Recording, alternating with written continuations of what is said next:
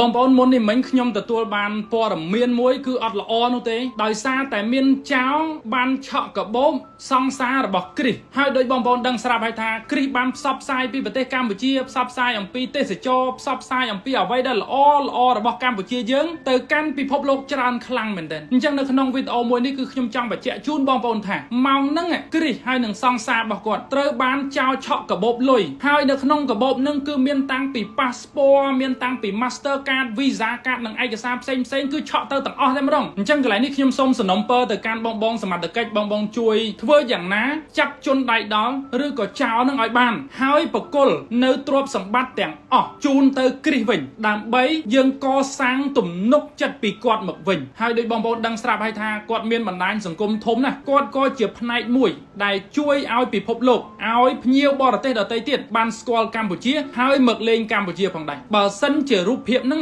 ត្រូវបានផ្សព្វផ្សាយទៅហើយយើងអត់បានកសាងទំនុកចិត្តពីគាត់មកវិញទេយើងនឹងខាតច្រើនខ្លាំងមែនទែនដូច្នេះម៉ោងនេះបើសិនជាបងប្អូនបានឃើញវីដេអូមួយនេះសូមបងប្អូនជួយចែករំលែកបន្តជាបន្ទាន់ដើម្បីធ្វើយ៉ាងណាឲ្យបងសមត្ថកិច្ចគឺថា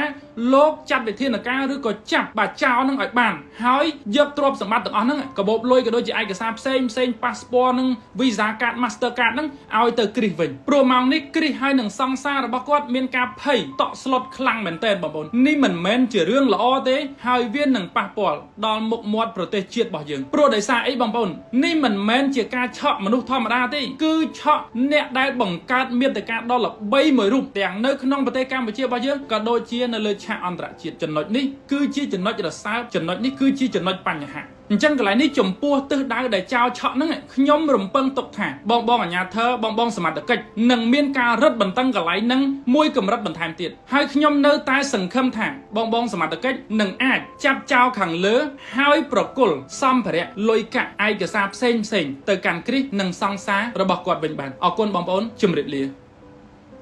ហាងលក់ទូរស័ព្ទដៃគ្នាយើង VIP នៅលើផ្លូវកម្ពុជាក្រោមមានលក់ទូរស័ព្ទទាំងមួយទឹកនិងថ្មីគ្រប់ទំនិញមិនថា iPhone, iPad, MacBook និង accessory គ្រប់ប្រភេទរបស់ Apple សុទ្ធតែមានការធានារយៈពេល1ឆ្នាំពេញដំបូងគេបង្អស់នៅកម្ពុជាគ្នាយើងផ្ដល់ទាំងទំនុកចិត្តទំនួលខុសត្រូវនិងភាពស្មោះត្រង់បានហើយអានេះអ្វីដែលបងប្អូនខមមិនណាប៉ុន្តែនៅក្នុង page របស់ស្នងការដ្ឋាននគរបាលរាជធានីភ្នំពេញអត់ឃើញបង្ហោះទេខ្ញុំតាមដានដែរណាបាទខ្ញុំតាមដានដែរហើយpage មួយទៀតគឺ page ក្រុមការងារព័ត៌មាននិងប្រតិកម្មរហ័សនៃស្នងការដ្ឋាននគរបាលរាជធានីភ្នំពេញក៏អត់ទាន់ឃើញបង្ហោះដែរប៉ុន្តែបងប្អូនបានបញ្ជាក់នៅក្នុង comment នេះច្រើនថាបានចាប់បានហើយបាទបានចាប់បានហើយឃើញភាគច្រើនបងប្អូនប្រាប់ថាបានចាប់បានហើយបាទចាប់បានហើយអញ្ចឹងអរគុណច្រើនមែនទែនដល់បងសមត្ថកិច្ចបងបាទកងកម្លាំងអរគុណបងអរគុណណាស់បាទអរគុណណាស់កិច្ចខិតខំប្រឹងប្រែងមួយនេះបានជួយឲ្យបាទកម្ពុជាយើងបានទទួលទំនុកចិត្តពីជនបរទេសព្រោះនៅស្រុកណាក៏ដោយបងប្អូនកាលដែលមានចោលលួចឆក់ប្លន់ជារឿងធម្មតាទេប្រទេសណាក៏មានដែរបាទប្រទេសណាក៏មានដែរប៉ុន្តែចំណុចដែលសំខាន់ហ្នឹងគឺថានៅពេលដែលមានបញ្ហាតើបងសមត្ថកិច្ចឬក៏កងកម្លាំងគាត់យកចិត្តទុកដាក់ក្នុងការដោះស្រាយបញ្ហាហ្នឹងកម្រិតណាឥឡូវនេះឃើញបងប្អូនបានលើកឡើងថាចាប់បានហើយបាទនៅក្នុង comment នេះឃើញតែបងប្អូនបានលើកឡើងថាចាប់បានហើយចៅអាយុ17ឆ្នាំបាទគេចាប់បានហើយបងប្អូនបាន comment អញ្ចឹងបងប្អូនឃើញអត់ករណីនេះទៅតែកើតឡើងប្រហែលម៉ោងទេបាទទៅតែកើតឡើងប្រហែលម៉ោងទេទៅតែកើតឡើងប្រហែលម៉ោងទេប៉ុន្តែបងសមត្ថកិច្ចបានចាប់ចោលបានបាត់ទៅហើយបាទដែលមាន page មួយហ្នឹងបានបង្ហោះថាចាប់បានហើយរបស់គូដណ្ដឹង Travel with Chris ហ្នឹងគឺបានអវិញទាំងអស់បាទអរគុណសមត្ថកិច្ចគ្រប់ជាន់ថ្នាក់ដែលបានចាត់វិធានការយ៉ាងល្អឥតខ្ចោះបាទអញ្ចឹងមាន page មួយហ្នឹងគាត់បានបង្ហោះមុននឹង6នាទីបាទគាត់បានបញ្ជាក់ថាចាប់បានហើយអញ្ចឹងព័ត៌មាននេះគឺច្បាស់ជាព័ត៌មានផ្ទៃក្នុងប៉ុន្តែ page ផ្លូវការអត់ទាន់បានបង្ហោះអញ្ចឹងណាបាទ page ផ្លូវការអត់ទាន់បានបង្ហោះបាទអត់ទាន់បានបង្ហោះអញ្ចឹងមែនតើទៅខ្ញុំរងចាំ page ផ្លូវការបង្ហោះទៅខ្ញុំយកជាផ្លូវការបាទទៅយកជាផ្លូវការព្រោះដោយសារតែជាទូទៅព័ត៌មានតលតែច្បាស់ការតែម្ដងទើបយើងអាចទទួលជឿជាក់នឹងទុកចិត្តបានបាទទទួលជឿជាក់នឹងទុកចិត្តបាន ដោយเพจរបស់លោកគ្រីស្ទតែម្ដងអីហ្នឹងគឺសតែជាเพจដែលយើងអាចជឿជាក់ទុកចិត្តបានเพจរបស់ស្នងការដ្ឋាននគរបាលរាជធានីភ្នំពេញគឺជាเพจដែលយើងអាចជឿជាក់ទុកចិត្តបានជាព័ត៌មានពិតអញ្ចឹងណាបងប្អូនបាទហើយខ្ញុំព្យាយាមតំណតំណងទៅគាត់ច្រើនដែរបងប្អូនខ្ញុំខមមិនទៅគាត់ឃើញគាត់ reply ខ្ញុំដែរនៅក្នុងខមមិនមួយចំនួនណាបាទនៅក្នុងខមមិនមួយចំនួនដែលខ្ញុំបានខមមិនហ្នឹងឃើញគាត់ reply ខ្ញុំដែរតែខ្ញុំបានសួរមួយទៀតថាខ្ញុំចង់ទៅជួបគាត់បងប្អូនខ្ញុំចង់ទៅជួបគាត់ដើម្បីសួរនាំថាតើបច្ចុប្បន្នហ្នឹងយ៉ាងម៉េចហើយអាប់ដេតតទៅជាមួយនឹងករណីរបស់គាត់ណាបាទព្រោះយើងចង់ឲ្យគាត់ទទួលបានអារម្មណ៍មួយកក់ក្ដៅបាទយើងចង់ឲ្យគាត់ទទួលបានអារម្មណ៍មួយកក់ក្ដៅយើងចង់ឲ្យគាត់ដឹងថាយើងទាំងអស់គ្នាគឺយកចិត្តទុកដាក់សម្រាប់ភ្ញៀវទេសចរជនជាតិបរទេសគ្រប់រូបបាទហើយជនជាតិបរទេសឬក៏ភ្ញៀវទេសចរពីគ្រប់ជាតិសាសន៍អាចមកលេងប្រទេសកម្ពុជាបានដោយសុវត្ថិភាពបាទបានដោយសុវត្ថិភាពបាទអញ្ចឹងខ្ញុំខមមិនលើកទី1ហ្នឹងខ្ញុំខមមិនថាបាទជំរាបសួរគ្រីស្ទឥឡូវហ្នឹងអ្នកយ៉ាងម៉េចទៅហើយក្នុងនាមជាជនជាតិខ្មែរយើងពិតជាធ្វើការសុំទោសនៅអ្វីដែលបានកើតឡើងទៅលើបាទសង្សាររបស់អ្នកតាមពិតជាគូទៅដឹងបាទជាគូទៅដឹងប៉ុន្តែសូមអ្នកជឿជាក់ទៅលើប៉ូលីសរបស់យើងនិងច្បាប់របស់ប្រទេសកម្ពុជាយើងនឹងចាប់ចោលបានក្នុងរយៈពេលដ៏ឆាប់បំផុតហើយខ្ញុំសង្ឃឹមថាអ្នកនឹងមានអារម្មណ៍ធូរស្បើយហើយមានអារម្មណ៍កក់ក្ដៅក្នុងពេលបច្ចុប្បន្ននេះហើយសូមទទួលយកការសុំទោសពីយើងខ្ញុំជាជនជាតិខ្មែរហើយសូមរងចាំព័ត៌មានល្អពីសមត្ថកិច្ចរបស់យើងក្នុងរយៈពេលដ៏ឆាប់ខាងមុខនេះដោយក្តីគោរពពីខ្ញុំបាន Business Advisor ខ្ញុំបានបង្ហោះ comment នៅក្នុង page របស់គាត់ប្រហែលជា59នាទីមុនបងប្អូនណាបាទហើយគាត់ក៏បានឆ្លើយមកខ្ញុំវិញដែរគាត់បានឆ្លើយមកខ្ញុំថា Business Advisor អរគុណច្រើនប៉ូលីសគឺគាត់ធ្វើការងារបានយ៉ាងល្អគាត់ជួយយើងច្រើនខ្លាំងមែនទែនបាទជួយច្រើនខ្លាំងមែនទែនអញ្ចឹងនេះគឺជាការឆ្លើយឆ្លងគ្នានៅក្នុង page របស់គាត់ការ comment របស់ខ្ញុំនឹងជាមួយនឹងគាត់បាទអរគុណព័ត៌មានពូក៏ជាចំណែកធំអរគុណបងបរិយអរគុណបងប្អូនយើងអរគុណបានអរគុណបងប្អូនបាននិយាយទៅខ្ញុំបងប្អូនយើងគ្រាន់តែតាក់ទងមកខ្ញុំភ្លាមគឺខ្ញុំធ្វើវីដេអូហ្នឹងដើម្បីស្នើសុំទៅកាន់បាទបងសមត្ថកិច្ចបាទភ្លាមតែម្ដងហើយនិយាយទៅរឿងបែបនេះយើងអត់ចង់ឲ្យកើតទេហើយយើងក៏មិនចង់ផ្សព្វផ្សាយឲ្យវាប៉ះពាល់ដល់មុខមាត់ប្រទេសជាតិដែរប៉ុន្តែនៅពេលដែលយើងនិយាយទៅគឺយើងត្រូវថាតើយើងចង់បាទមានសារអីនិយាយនៅក្នុងវីដេអូមួយហ្នឹងបាទមានសារអីនៅក្នុងវីដេអូហ្នឹងគឺខ្ញុំចង់ស្នើសុំទៅកាន់បងសមត្ថកិច្ចដើម្បីធ្វើយ៉ាងណាគឺចាប់បាទចោលហ្នឹងឲ្យបានលឿនហើយដើម្បីកសាងទំនុកចិត្តពីខាងជនបរទេសមកវិញបញ្ហាស្រុកណាក៏មានដែរបងប្អូនកុំបារម្ភបងប្អូនកុំភ័យតែសំខាន់គ្រីស្ទគាត់បានលើកឡើងហើយថាបាទសមត្ថកិច្ចរបស់យើងបងប៉ូលីសរបស់យើងគឺគាត់ធ្វើការងារដោយយកចិត្តទុកដាក់ហើយគឺគាត់អរគុណសមត្ថកិច្ចខ្លាំងមែនទែនដែលយកចិត្តទុកដាក់ចំពោះករណីរបស់គាត់ហើយគាត់សរសើរណាបាទគាត់សរសើរសមត្ថកិច្ចរបស់យើងដែលបាទធ្វើការងារមួយនេះនិយាយទៅគឺយ៉ាងយកចិត្តទុកដាក់ហើយគឺដោយកំហិតតែម្ដងត្រូវតែធ្វើឲ្យបានត្រូវតែចាប់ឲ្យបានបណ្ដោយបងប្អូនបាទហើយឃើញ page មិនផ្លូវការនៅលើបណ្ដាញសង្គមមួយចំនួនបានបង្ហោះហើយថាបាទចោលហ្នឹងគឺចាប់បានហើយមានបងប្អូនមួយចំនួនបាន comment នៅក្នុងការ live នេះថាចោលហ្នឹងគឺអាយុ17ឆ្នាំបាទចោលហ្នឹងគឺអាយុ17ឆ្នាំបងប្អូនយើងលីចម្រើនបងប្អូនបាទជំរាបសួរបងប្អូនបាទតាម page មួយចំនួនដែលបានបង្ហោះនៅលើបណ្ដាញសង្គមម៉ោងនេះបានបញ្ជាក់ថាចោលដែលលួចសម្ភារៈរបស់គូដណ្ដឹងរបស់លោកគ្រីស្ទបាទដែលមាន page ឈ្មោះថា Travel with Chris ហ្នឹងបាទគឺត្រូវបានសមត្ថកិច្ចប៉ូលីសចាប់បានហើយបាទចាប់បានហើយអញ្ចឹងនេះគឺជាព័ត៌មានមួយដែលល្អវិញបងប្អូនធ្វើឲ្យយើងមានអារម្មណ៍មួយកក់ក្ដៅហើយយើងផ្ដល់ទំនុកចិត្តឲ្យជនបរទេសបាទឲ្យជនបរទេសទោះបីមានបញ្ហាប៉ុន្តែយើងនឹងដោះស្រាយជូនគាត់នេះគឺជាភាពកក់ក្ដៅពេលខ្លះបងប្អូនពេលខ្លះអត់មានបញ្ហាអីសោះជនជាតិបរទេសគាត់អត់ដឹងទេ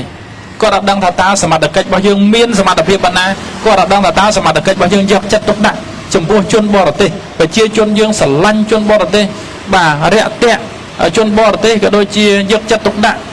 ចំពោះជនបរទេសប៉ុណ្ណាទេប៉ុន្តែនៅពេលដែលមានបញ្ហាអញ្ចឹងបានដឹងថាប្រជាជនយើងគឺមានការព្រួយបារម្ភបាទមានការព្រួយបារម្ភនិងយកចិត្តទុកដាក់ ចំពោះជនបរទេសគ្រប់គ្នាតែម្ដងបាទគ្រប់គ្នាតែម្ដងបាទអញ្ចឹងម៉ោងនេះគឺនៅក្នុង page របស់គ្រីខ្ញុំអត់ទាន់ឃើញបង្ហោះជាផ្លូវការទេហើយយ៉ាងណាមិញpage បាទស្នងការដ្ឋាននគរបាលរាជធានីភ្នំពេញ2នាទីមុនបានបង្ហោះហើយបាទបានបង្ហោះហើយ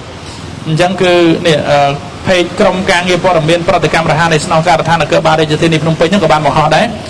បានបង្ហោះ5នាទីមុនថាក្រោយពីជនសង្ស័យបានធ្វើសកម្មភាពជិះម៉ូតូឆក់កាបូបជនរងគ្រោះជាជនបរទេសនៅសង្កាត់វត្តភ្នំខណ្ឌដូនពេញបានប្រមាណម៉ោងក្រោយមកដោយមានការស្រាវជ្រាវស៊ើបអង្កេតពីកម្លាំងជំនាញព្រហ្មទណ្ឌនៃស្នងការដ្ឋាននគរបាលរាជធានីភ្នំពេញសហការជាមួយកម្លាំងជំនាញនាយកដ្ឋាននគរបាលព្រហ្មទណ្ឌកំណត់បានមុខសញ្ញាជនសង្ស័យនៅរសៀលថ្ងៃដដែលសមត្ថកិច្ចបានឈានដល់ការឃាត់ខ្លួនជនសង្ស័យបានហើយមានឈ្មោះកែវខួចចិន្តាសមត្ថកិច្ចក៏បានដកហូតសម្ភារៈរបស់ជនរងគ្រោះមកវិញផងដែរបច្ចុប្បន្នជនសង្ស័យកំពុងត្រូវបានឃាត់ខ្លួនសាកសួរនៅនាយកដ្ឋាននគរបាលព្រហ្មទណ្ឌដើម្បីចាត់ការតាមនីតិវិធីបាទអញ្ចឹងឥឡូវនេះគឺបានចាប់បានហើយបងប្អូនណាបាទគឺបានចាប់បានហើយសម្ភារៈទាំងអស់ហ្នឹងគឺត្រូវបានប្រគល់ជូនបាទប្រគល់ជូនទៅឲ្យបាទជនរងគ្រោះដែលជាគូដណ្ដឹងរបស់លោកគ្រីស្ទណាបងប្អូនបាទអញ្ចឹងឃើញpage ក្រុមការងារព័ត៌មាននិងប្រតិកម្មរហ័សនៃស្នងការដ្ឋាននគរបាលរាជធានីភ្នំពេញហ្នឹងលោកបានបង្ហោះមុននេះ6នាទីបាទចាប់បានហើយបាទចាប់បានហើយអញ្ចឹងនេះគឺជារឿងល្អដែលមានបញ្ហាប៉ុន្តែសមត្ថកិច្ចលោកធ្វើការងារលឿនខ្លាំងមែនទែនបាទលឿនខ្លាំងមែនទែនអញ្ចឹងកន្លែងនេះដែលខ្ញុំលើកឡើងថាដែលបងប្អូនយើងប្រកបរបរលួចឆក់ប្លន់ហ្នឹងត្រូវគិតពិចារណាឡើងវិញជាបន្ទាន់ទៅព្រោះវាអត់ចំណេញអីទេមុនហើយនឹងក្រោយហ្នឹងគឺវាអត់មានទៅណាឆ្ងាយពីខ្នោះដៃពីគុកពីចង្វាក់ហ្នឹងទេបាទអាលួចគេនេះមួយគឺថាវាអត់មានរួចខ្លួនទៅណាទេបាទអត់មានរួចខ្លួនទៅណាទេបើយើងរួចម៉ោងនេះបាទលើកក្រោយមិនរួចទេទី1បាទទី2បើយើងរួចខ្លួនពីសំណាញ់ច្បាប់តែច្បាប់ធម្មជាតិបុគ្គលសាបព្រោះពូជណារមែងទទួលបានផលពីពូជនោះយើងលួចយើងនឹងទទួលនៅបាទរងនៅលទ្ធផលមួយគឺអាចនឹងជួបបញ្ហាផ្សេងនៅក្នុងជីវិតមិនចេះចប់មិនចេះហើយទេអញ្ចឹងជៀសបានបងប្អូនផ្លាស់ប្ដូរអាជីពទៅកុំឲ្យសោះបាទអារឿងលួចឆក់ប្លន់នេះវាគ្មានអ្នកណាកើតទៅជាសេដ្ឋីហើយមានអនាគតល្អគេគោរពស្រឡាញ់កោតសរសើរគេឲ្យលិខិតសរសើរគេឲ្យប្រាក់ខែគេបាទផ្ដាល់ករងងារឋានៈទូនាទីអីមិនមានទេបាទមិនមានទេមានតែគុកច្បាក់នឹងឯងវាអត់មានអីក្រៅតែពីហ្នឹងទេបាទទោះបីជាទាល់ប៉ុណ្ណាក៏ដោយបើអត់មានកាហ្វេមួយកែវហូបមកកន្លែងខ្ញុំប្រាប់ខ្ញុំថាអត់មានលុយសោះតែម្ដងហើយសុំកាហ្វេមួយកែវខ្ញុំជូនបាទហើយបងប្អូនមិនមែនជាមនុស្សទី1ទេខ្ញុំបានជូនញឹកណាស់បាទខ្ញុំជូនញឹកណាស់នៅទីនេះបងប្អូនយើងដែលដើរកាត់ហើយមកដល់សុំកាហ្វេមួយកែវបានអត់គាត់មកដល់គាត់និយាយអញ្ចឹងហ្មងសុំកាហ្វេមួយកែវបានទេអត់គឺខ្ញុំដាក់ឲ្យតែម្ដងបាទខ្ញុំដាក់កាហ្វេជូនគាត់បាទអញ្ចឹងខ្ញុំក៏សំណូមពរទៅបងប្អូនដទៃដូចគ្នាថាពេលខ្លះនៅពេលដែលបងប្អូនយើងគាត់ខ្វះខាតគាត់អត់ណាហើយគាត់ទៅដល់គាត់ប្រាប់ថាគាត់សុំបាយមួយចានណាជូនគាត់ទៅបងប្អូនបាទជូនគាត់ទៅដើម្បីអីនេះគឺជាទង្វើមួយដែលចង់ប្រាប់ទៅកាន់បងប្អូនដែលខ្វះខាតដែលក្រដែលអត់ដាច់បាយហ្មងថាកុំលួចគេដៃយើងមិនធ្ងន់ពេកទេបាទកុំលួចគេដៃយើងមិនធ្ងន់ពេកទេលើកដៃសំពះគេទៅហើយសុំគេទៅគេឲ្យហូបហើយអត់ដាច់ពោះទេខ្មែរយើងជាប្រជាជនដែលមានទឹកចិត្តល្អជាងប្រជាជនណាទាំងអស់នៅលើផែនដីខ្មែរយើងមានទឹកចិត្តល្អណាស់បាទមានទឹកចិត្តល្អណាស់បាទសូមបញ្ជាក់ជូនបងប្អូនថាម៉ោងនេះចាប់បានហើយបាទដោយសារតែpageក្រុមការងារព័ត៌មាននិងប្រតិកម្មរហ័សនៃស្នងការដ្ឋាននគរបាលរាជធានីភ្នំពេញហ្នឹងលោកបានបង្ហោះមុននឹង7នាទីថាចាប់បានហើយបាទថាចាប់បានហើយអញ្ចឹងដៃយើងមិនធ្ងន់ពេកទេគ្រាន់តែលើកដៃយើងទាំងពីរនឹងមកផ្គុំបញ្ចូលគ្នាទៅហើយសុំសំពះសុំទៅហាងលក់បាយលក់កាហ្វេលក់កាទៀវហ្នឹងសុំគាត់ទៅគាត់ឲ្យហើយមកកន្លែងខ្ញុំប្រាប់មកថាអត់ថាចង់សុំអីហូបខ្ញុំឲ្យហូបហើយបាទខ្ញុំឲ្យហូបហើយគ្រាន់តែមកហូបខ្ញុំឲ្យអញ្ចឹងបងប្អូនបាទហើយខ្ញុំចង់ប្រាប់បងប្អូនថាកុំលួចបាទកុំលួចហើយបើយើងនេះដូចនៅក្នុងករណីចោលដែលគាត់លួចសម្ភារៈផ្សេងកាបូបរបស់គូតដឹងរបស់គ្រីស្ទហ្នឹងគាត់មានដល់ម៉ូតូទៀតនោះអញ្ចឹងបើថាឲ្យគាត់ថាក្របើថាឲ្យគាត់ថាអត់មិនមែនក្រទេប៉ុន្តែគាត់ទៅចាប់អាជីពជាចោលហ្នឹងដើម្បីហៅលុយអញ្ចឹងណាបាទគាត់មានម៉ូតូតាមានម៉ូតូអញ្ចឹងបាទរត់ជាអ្នកដឹកជញ្ជូនអីក៏បានបាទធ្វើការងារដឹកស្អីផ្សេងទៀតក៏បាន បាទម៉ូតូឌុបក៏បានដឹកសម្ភារៈផលិតផលអីឲ្យគេក៏បានឲ្យតែថាយើងចង់ធ្វើការងារដោយសុចរិតវាមានរបៀបមានការងារច្រើនណាស់ដែលយើងអាចធ្វើបានតែណាស់តែយើងចង់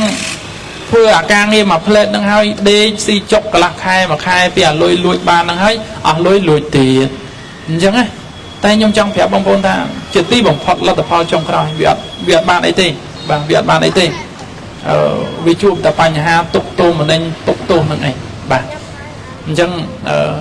ខ្ញុំអរគុណដល់បងសមត្ថកិច្ចដែលបងធ្វើការងារលឿនខ្លាំងមែនទែនបាទលឿនខ្លាំងមែនទែនគឺខ្ញុំពិតជាអរគុណបាទខ្ញុំពិតជាអរគុណបាទអរគុណបងសមត្ថកិច្ចគឺលឿនខ្លាំងណាស់បាទលឿនខ្លាំងណាស់នេះគឺជាករណីមួយដែលខ្ញុំពិតជាសូមគោរពនិងកោតសរសើរបងសមត្ថកិច្ចដែលបងធ្វើកិច្ចការងារនេះក្នុងរយៈពេលដ៏ខ្លីហើយទទួលបានលទ្ធផលបាទទទួលបានលទ្ធផលនេះគឺជារឿងល្អខ្លាំងមែនទែនបងប្អូនជារឿងល្អដើម្បីយើងកសាងទំនុកចិត្តជូនដល់ជនបរទេសដែលមកលេងប្រទេសរបស់យើងជារឿងធម្មតាទេដែលមានចោលលួចចោលឆក់ឆោបប្លន់ប្រទេសណាក៏មានដែរតែកត្តាសំខាន់ដូចខ្ញុំបានលើកឡើងអញ្ចឹងគឺសមត្ថកិច្ចបាទតើនគរបាលតើសមត្ថកិច្ចរបស់យើងនឹងយកចិត្តទុកដាក់ក្នុងករណីនេះប៉ុណ្ណាណាកន្លែងហ្នឹងបងប្អូនជាចំណុចសំខាន់ហើយខ្ញុំបានបញ្យល់គ្រីសបាទច្រើនហើយទៅលើការ live មុននឹងខ្ញុំបានលើកឡើងដែរហើយខ្ញុំបានសុំទោសគាត់នៅក្នុង page របស់គាត់ដែរហើយគាត់ក៏បានយល់ហើយគាត់ក៏បានទទួលយកបាទនៅការលើកឡើងរបស់បងប្អូនទាំងអស់គ្នាការព្រួយបារម្ភណាបាទក៏ដូចជាការយកចិត្តទុកដាក់ពីបងសមត្ថកិច្ចដែលបានជួយដោះស្រាយបញ្ហានេះដល់គាត់អញ្ចឹងបងប្អូនដោយសារតែឥឡូវនេះគឺថាចោលចាប់បានហើយបញ្ហាដោះស្រាយបានហើយបានបង្ហាញនិងកសាងទំនុកចិត្តជូនដល់ជនបរទេសបាទត្រឡប់មកវិញហើយអញ្ចឹងអត់មានបញ្ហាអីទៀតទេយើងបញ្ចប់រឿងនឹងតែប៉ុណ្្នឹងទៅថ្ងៃហ្នឹងកើតឡើងថ្ងៃហ្នឹងក៏ត្រូវបានបញ្ចប់នេះគឺជារឿងដែលល្អបំផុតគឺល្អខ្លាំងតែម្ដងបាទគឺល្អខ្លាំងមែនទែនល្អខ្លាំងមែនទែនអញ្ចឹងខ្ញុំសូមគោរពអរគុណគោរពកោតសរសើរបងសមត្ថកិច្ចបាទគឺអរគុណណាស់បាទបងបានធ្វើការងារមួយនេះបានល្អខ្លាំងបំផុតបាទខ្ញុំសូមគោរពអរគុណបាទសូមគោរពអរគុណបាទអញ្ចឹងខ្ញុំក៏សូមបញ្ចប់ការ live ជាមួយបងប្អូនត្រឹមប៉ុណ្្នឹងហើយសង្ឃឹមថាបងសមត្ថកិច្ចនឹងបាទការពារថែរក្សាសុខសុវត្ថិភាពនៅទីតាំងតំបន់ផ្សេងទៀតក៏ដូចជាតំបន់ខាងលើនេះកុំឲ្យមានចោលលួចចោលឆក់ចោលប្លន់អីបន្តទៅទៀតព្រោះយើងចង់រក្សាឲ្យបានមុខមាត់បាទប្រទេសកម្ពុជារបស់យើងជាប្រទេសដែលមានសុខសន្តិភាពជាប្រទេសដែលមានសុវត្ថិភាពសម្រាប់ជនបរទេសមកពីគ្រប់មជ្ឈដ្ឋានទាំងអស់មកដើរលេងកម្សាន្តមករកស៊ីស្នាក់នៅបាទគឺថាมันមានការបារម្ភទេគឺជាទីតាំងមួយដែលមានសុខសុវត្ថិភាពបំផុតជាប្រទេសមួយដែលល្អបំផុតបាទមានប្រជាជនគោរពស្រឡាញ់រុះរាយរាក់ទាក់មានស្នាមញញឹមចេញពីបេះដូងញញឹមចេញពីចិត្តហើយបកងកម្លាំងក៏ដូចជាបងសមត្ថកិច្ចគឺធ្វើការងាររហ័សលឿនដោះស្រាយបញ្ហាជូនភ្ញៀវទេសចរភ្ញៀវបរទេសបាទពីគ្រប់មជ្ឈដ្ឋានបានយ៉ាងល្អយ៉ាងលឿនហើយកសាងទំនុកចិត្តមួយនេះគឺល្អណាស់បាទនឹងជួយឲ្យប្រទេសកម្ពុជាទទួលបានការជឿជាក់ទុកចិត្ត